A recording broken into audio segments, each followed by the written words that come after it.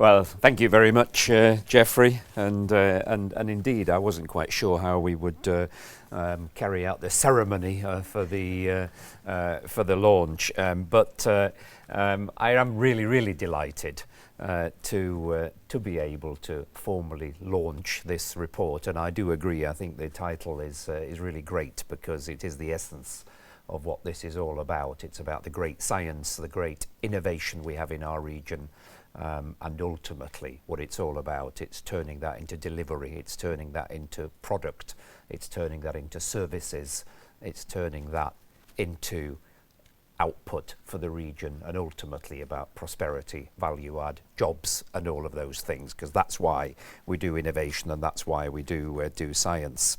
So, you know, I really do think it's a brilliant piece of work. You know, I read it again for about the 5th time just coming over here in the car, and every time I read it, it sort of puts a smile on my face because you know, I do think it really shows off the region tremendously in terms of the capability and what we have on offer here in the region. And of course, that's one of the reasons why we as Siemens are invested here in the region.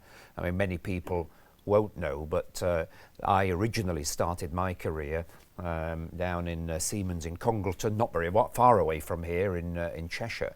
And the reason why that factory is there is because there was a piece of innovation happening in the University of Manchester, which was around inverter technology. It was around pulse width modulation, another one of these terms that's not so easy to say. And it was that piece of work that actually attracted Siemens to come here and do some R&D in that area. And 25 years later, we have a factory employing 500 people, which for a town like Congleton is a pretty important number of people adding prosperity. And that's just one small example of how innovation can create prosperity. So this is really fundamentally important, the work that we're doing and the work that this prospectus, I think, puts over. Fiona, I think, has run through the key messages extremely well, so I won't be repeating any of those. And Fiona also said that really now it's all about how do we promote this piece of work, and I think that certainly every one of us in this room, we can help with that. And so that's my plea to you. Please do help promote this piece of work, because, you know, my view is that this is the critical component of the Northern Powerhouse, and I really do mean that. You know, at the end you need the transport infrastructure to connect it all together.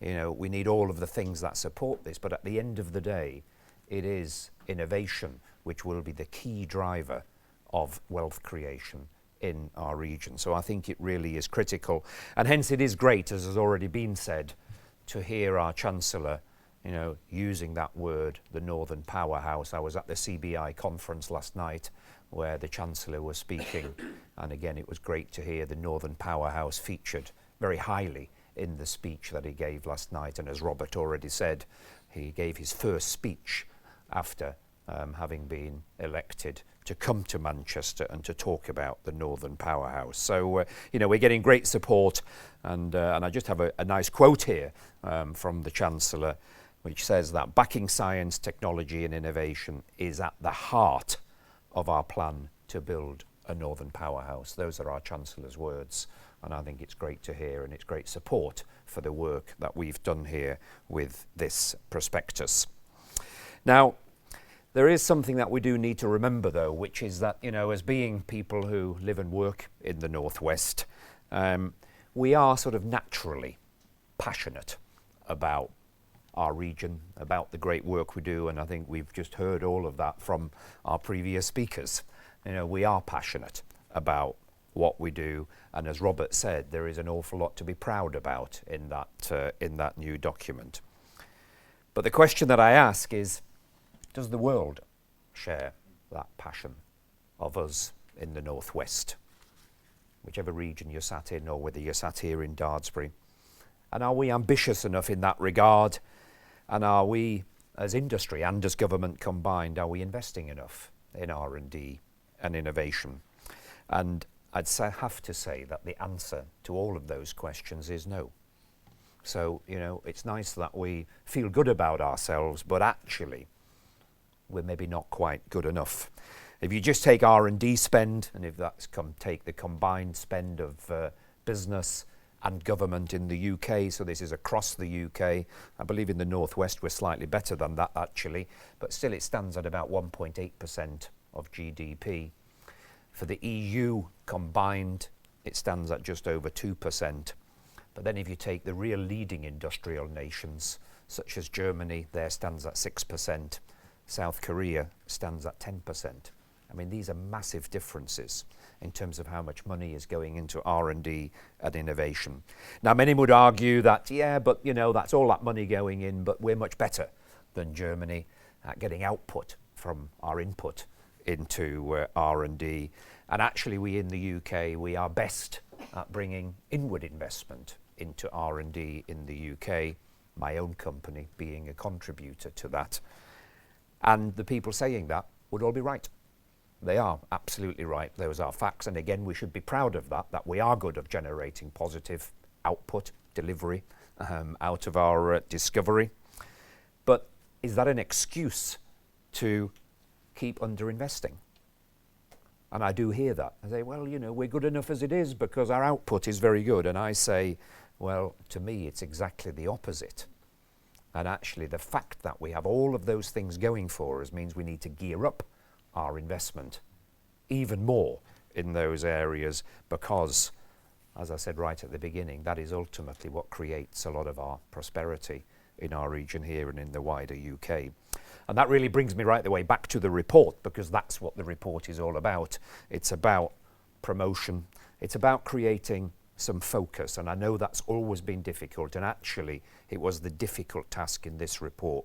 Between all of the great stuff we have in the Northwest on R&D and innovation, which are the 4 areas that are we going to say are going to be the sort of the big, great areas that when you talk to an inward investor like Siemens, you can say, you know, we're not just good at this, but we're world leading, and you should be coming here. As a matter of fact, you will feel like you need to be here, because if not, you're missing out, because this is where the world best is happening.